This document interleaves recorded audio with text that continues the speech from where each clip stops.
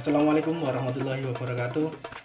Saya Muhammad Andri Arifianto dengan NIM 1952211024. Di sini saya ingin membuat video yang berjudul Biografi Ibnu Abbas guna memenuhi tugas dari mata kuliah Ulumul Quran dan Hadis. Langsung saja. Abdullah bin Abbas bin Abdul Muthalib bin Hasyim lahir di Makkah 3 tahun sebelum hijrah. Ayahnya adalah Abbas, paman Rasulullah, sedangkan ibunya bernama Lubabah, istri Harits yang dijuluki Ummu Fadl, yaitu saudara dari Maimunah, istri Rasulullah. Beliau dikenal dengan nama Ibnu Abbas. Selain itu, beliau juga disebut dengan panggilan Abul Abbas. Dari beliau inilah berasal silsilah Khalifah dinasti Abbasiyah. Ibnu Abbas adalah salah satu dari 4 orang pemuda bernama Abdullah yang mereka semua diberi titel Al-Abadillah. 3 rekan yang lain ialah Abdullah bin Umar atau Ibnu Umar, Abdullah bin Zubair atau Ibnu Zubair, dan Abdullah bin Amr. Mereka termasuk di antara 30 orang yang menghafal dan menguasai Al-Quran pada saat penaklukan kota Makkah. Al-Abadillah juga merupakan bagian dari lingkar ulama yang dipercaya oleh kaum muslimin untuk memberi fatwa pada waktu itu. Beliau senantiasa mengiringi Nabi. Beliau menyiapkan air untuk wudhu Nabi. Ketika sholat, beliau berjamaah bersama Nabi. Apabila Nabi melakukan perjalanan, beliau turut pergi bersama Nabi.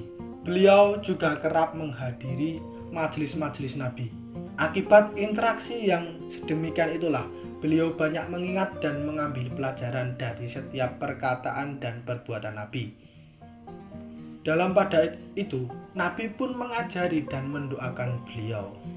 Pernah suatu hari Rasul memanggil Abdullah bin Abbas yang sedang merangkak-rangkak di tanah, menepuk-nepuk bahunya dan mendoakannya. Ya Allah, jadikanlah ia seorang yang mendapat pemahaman mendalam mengenai agama Islam dan berilah kepahaman kepadanya di dalam ilmu tafsir. Ketika usia Ibnu Abbas baru menginjak 15 atau 16 tahun, dan ketika itu Nabi wafat. Setelah itu, pengejarannya terhadap ilmu tidaklah usai. Beliau berusaha menemui sahabat-sahabat yang telah lama mengenal Nabi demi mempelajari apa-apa yang telah Nabi ajarkan kepada mereka semua. Dengan kesungguhannya mencari ilmu, baik di masa hidup Nabi maupun setelah Nabi wafat, Ibnu Abbas memperoleh kebijaksanaan yang melebihi usianya. Karena kedalaman pengetahuan dan kedewasaannya, Umar bin Khattab menyebutnya pemuda yang tua atau matang.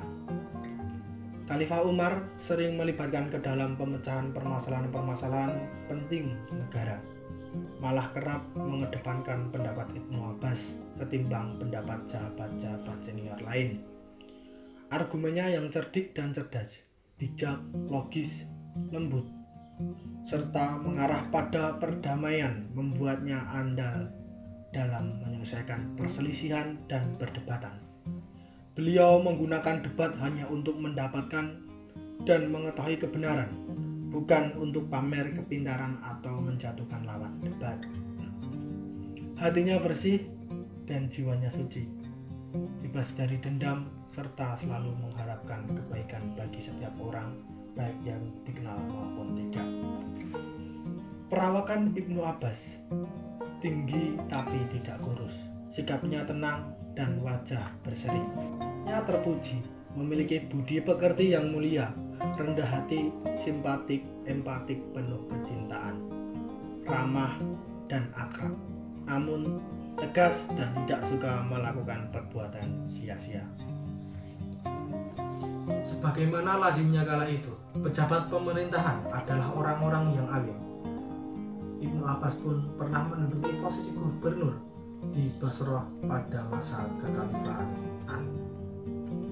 Penduduknya bertutur tentang sepak terjang beliau. Ia mengambil 3 perkara dan meninggalkan 3 perkara. Apabila ia berbicara, ia mengambil hati pendengarnya. Apabila ia mendengarkan orang, ia mengambil telinganya. Dalam kata lain, memperhatikan orang tersebut. Apabila ia memutuskan, ia mengambil yang termudah. Sebaliknya, ia menjauhi sifat mencari muka, menjauhi orang berbudi buruk, dan menjauhi setiap perbuatan dosa. Abdullah bin Abbas meriwayatkan sekitar 1660 hadis. Dia sahabat kelima yang paling banyak meriwayatkan hadis sesudah Aisyah. Beliau juga aktif menyambut jihad di perang Hunain, Taif, Fatu Makkah, dan Haji Wada.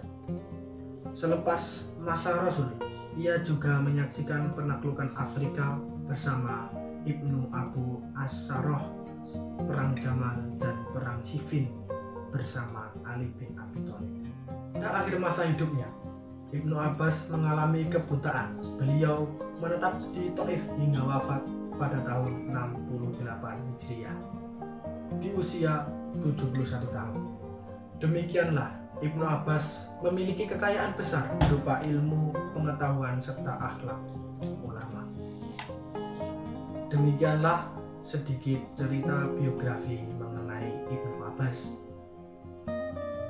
Kurang dan lebihnya saya mohon maaf yang sebesar-besarnya.